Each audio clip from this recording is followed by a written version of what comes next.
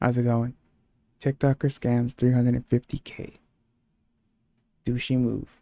The $358,000 TikTok scam began with this Reddit thread right here. Posted on the 21st of May 2021 by a user named Debbie F. Crankin, it posed the question about how to raise $200,000 for a graphic design project in the space of only 40 days with absolutely no prior experience or anything to base it on. Commenters would state that in order to raise that much money in such a short period of time, Debbie would need to build up a community beforehand, to which she would respond in a way that indicated interest, reading, "Do you mind giving me instructions to help me set up something like what you're mentioning?" To build said community, Debbie Crankin would create a TikTok account on which she would also begin said fundraiser with a goal of $245,000, additionally giving everyone a brief overview of her career. The only thing was, this fundraiser wasn't anything to do with her original design project as discussed on Reddit. In fact, it had nothing to do with her career at all. The urgent $245,000 fundraiser was apparently for Debbie's male to female transition fund. The description made no mention of any design project either, and instead focused on Debbie's struggle as a transgender woman. However, the most important thing to note from Debbie's fundraiser description was a statement regarding where the funds would go. She'd passively mentioned that the money might be used for housing and transportation, yet the overwhelming implication was that she needed finances to complete her transition, even going so far as to show photos and descriptions of the doctors who will be assisting her in the process. With the fundraiser established and ready to go, Debbie began to post consistently to her TikTok, with each video reinforcing this narrative that she was a struggling transgender woman in need of help from the community. Hey everyone, my name is Debbie. I have no family members or friends to support me after moving across the country to escape unsafe living situations and abuse. I struggled to find a place to live for nearly a year after arriving in California. After many would sympathize with her plight, Debbie gained over 50,000 followers within 6 months, and subsequently small donations averaging between $20 and $40 began to trickle into the fundraiser. However, the average donation amount and quantity would skyrocket after countless larger influencers got involved to help Debbie out, one of these being a creator by the name of Tarversia, who would create a 2 million view TikTok requesting that people go and help by donating to Debbie's fundraiser. In addition to raising awareness about Debbie's GoFundMe, Tarversia had also donated all of the money from her own TikTok creator fund, as well as agreed to donate any money that she would make from personal brand deals. That's very kind. Gave what you earned from the creator fund and any brand deals. And any brand deals. However, Tarversia wouldn't be the only person to donate large amounts of money to the fundraiser, as after it had gained traction with these larger influencers, the top donator list began to fill with $1,000, $2,000, and $4,000 donations, reaching $76,000 by mid-January 2022. However, as the old saying goes, there's no such thing as free money, and it will be at this point that Debbie Crankin, the creator of the fundraiser, began to get exposed in every way, shape, and form. We have boosted your videos and tried helping you because we thought you were a struggling black transgender woman, and you weaponized your own identity to Holy shit, this dude's pissed. I feel like I'm getting yelled at by this dude. scam. He's The pissed. first red flag was without a doubt her response to having raised the initial $76,000. While most people will be happy, thankful, or grateful to have received this much money as a donation, it will become increasingly obvious that Debbie Crankin had absolutely zero appreciation or gratitude for the money that had been donated. Hey everyone, my name is Debbie and I'm a black transgender woman. This is Gavin, a white transgender man. Gavin was able to raise $50,000 in 3 days for his GoFundMe campaign. I've been fundraising for months at this point for life-saving gender-affirming care and my basic survival needs, and I'm still struggling to meet my full goal. This is a perfect example of how the LGBTQ community obviously doesn't care about the struggles of black transgender people. She'd post TikToks such as, Man. Bruh. It's fucked up. Like, couldn't you just be that you're scamming them anyways? I can't really say much, but I don't know. Maybe be appreciative. If you're gonna scam people, be appreciative of the money they gave you to scam. You know? Like, don't be comparing yourself to other people. Like, damn. If you're gonna scam, you're already scamming them. You're being a dick.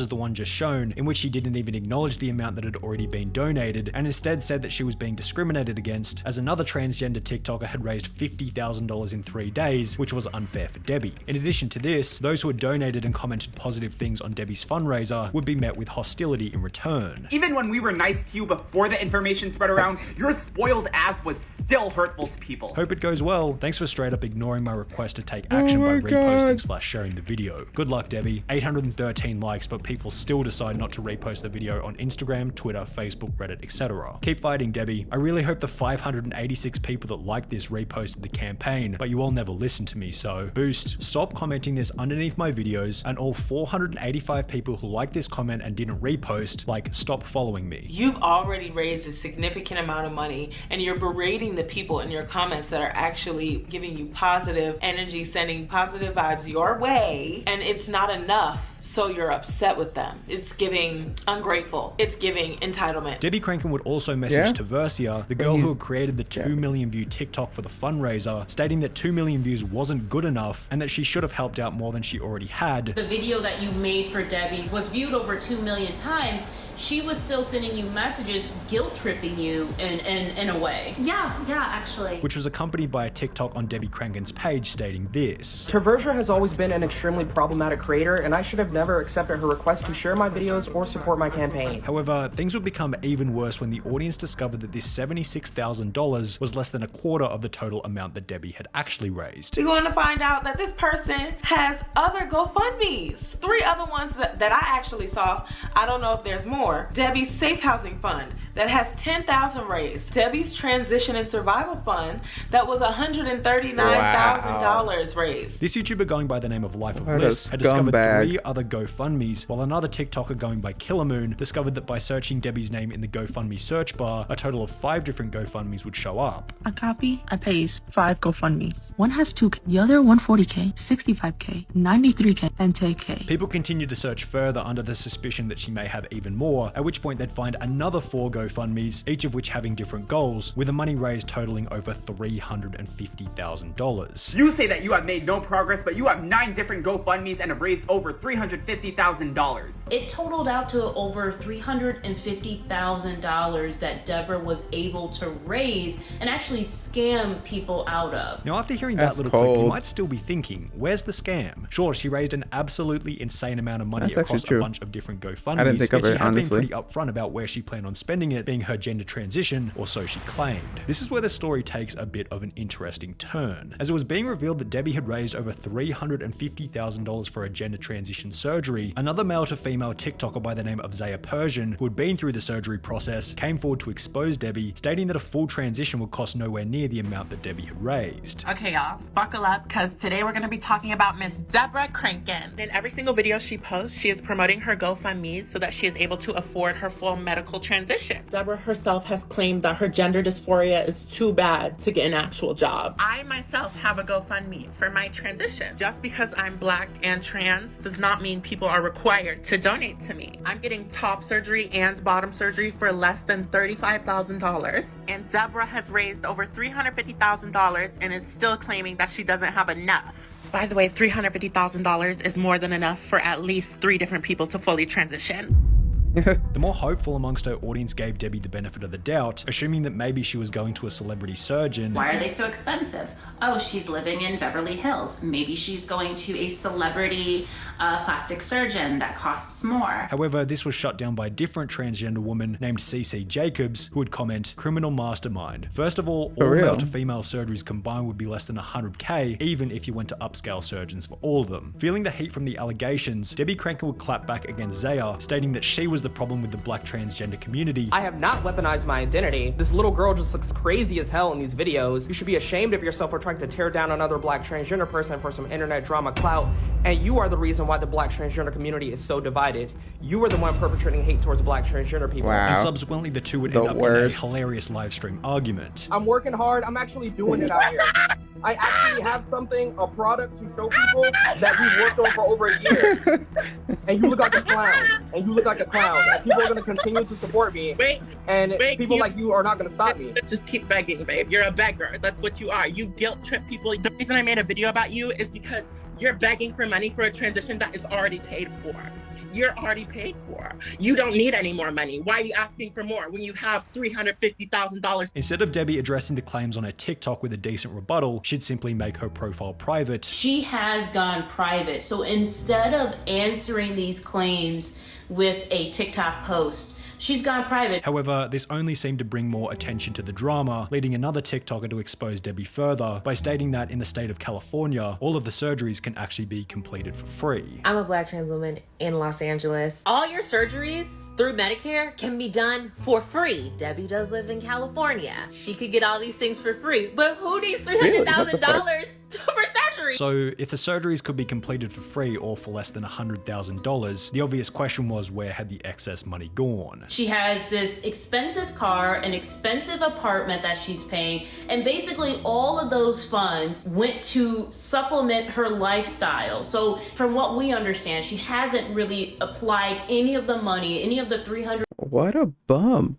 $350,000 to get surgery for her transition. As it turns out, Zaya Persian, the girl who had argued with Debbie on livestream, wasn't finished with exposing this fraudster. The real reason Debbie feels like she doesn't have enough money is because she used the money from the GoFundMe to get a luxury apartment in Beverly Hills that is over $3,000 a month. She's asking for $10,000 for furniture, and she put $7,000 down on an Audi A5. And she's claiming if that people don't share and donate, that they're transphobic and they don't like black trans women. After doing a little more digging, Zaya would come to find out that not only had Debbie been renting a luxury Los Angeles apartment, but she had also put a down payment on an Audi A5, the price of which starting at over $40,000 US. Debbie once again refuted these claims. You lied and said I have an Audi A5. I don't have an Audi A5, so I don't know where the I said I have one or where the you or anybody else has seen me in an Audi A5. I don't live in Beverly Hills. You don't know my address. However, Zaya went on to post further proof showing that Debbie had been lying. Hate to break it to you, babe, but this is a screenshot from your GoFundMe with the bill of your car payment. And it says the color of your car is Mythos Black. She's really going for the throat on this. Which is a custom Audi color. Plus, the car only has 6 miles, which means it's brand new. You may or may not live in Beverly Hills, but you do live in a luxury apartment somewhere in Los Angeles because your rent is $3,300 a month. And you said that you needed a car and a place to live for your survival what a weird camera and angle. well-being. But I don't think a brand new luxury car and apartment is required for survival. As people were discovering this information about where the money had really gone, other TikTokers began to regret their decision to donate. This was a huge bummer to me since I donated to her while being a broke college student. It's also a bummer to me as a trans person since I feel like no one is going to believe us anymore. And this is arguably the most sinister part about the whole fundraiser. They're getting a lot of people who are going to use this as an opportunity to hate against the trans community. Yes, it's going to make a lot of people who want to help, it makes them second guess doing that, and then they get less help as a result. What doesn't help is that TikTok removes almost any piece of media with a negative sentiment toward Debbie Crankin. For example, the live stream shown just previously was shut down midway through for spreading misinformation. Not sure what happened, but somewhere in there it said, hey, misinformation. While the creator going by Killermoon, who we showed earlier, would make a comment on her video stating, she blocked me as well, but I tried making a video showing receipts, and TikTok said it violated guidelines for bullying and harassment. You might be able to argue that the story of Debbie Crankin represents one of the negative side effects of current popular culture, in which the only socially acceptable opinion to have about someone like Debbie is that she's a victim and nothing is going to change that. As has clearly been the case with Debbie Crankin, it breeds the potential for these individuals to believe that they're the only person suffering and are therefore entitled to unearned benefits, when in reality, we've all got a laundry list of unthinkably difficult personal problems that we're trying to solve every single day from the minute we wake up to the second we go to bed. How can Debbie Crankin be so sure that she's suffering more than the person next to her when she never has been and never will be in their shoes? None of us will ever have that opportunity to genuinely feel the pain of another person's daily struggle, so why are we so naive in believing that one person has a life that's easier than anyone else's? Debbie's black and white thinking in a world of grey clearly hasn't changed much, as she still updates her GoFundMe almost daily, always making sure to include a rude message, shaming her audience into donating, such as this one from last. The fucking audacity of this person. Holy shit. I mean, you already scammed people that, you know, sympathize with you for supposed, you know, for what you're going through. And then you still have the audacity to like continue, like once you scam them, you still have the audacity to keep going and trying to get more and trying to like squeeze out a couple more dollars out of everyone until the and bullying them and like make them like do all this Last bullshit. week reading, no donations. I have not been raising any money and I have barely received any donations all year for my campaign. This is a serious problem that's creating a lot of stress and a lot of problems. I need to reach my full goal for my campaign, and if the lack of support continues, I'm going to have to do something different approaching fundraising. The lack of support has gone on for way too long, and I'm currently unable to move forward with the remainder of my transition, and I'm having trouble supporting myself in this time. Please share my campaign and be sure to donate again if you can. I really need all hands on deck and more people helping to spread the word. I fucking hate this person.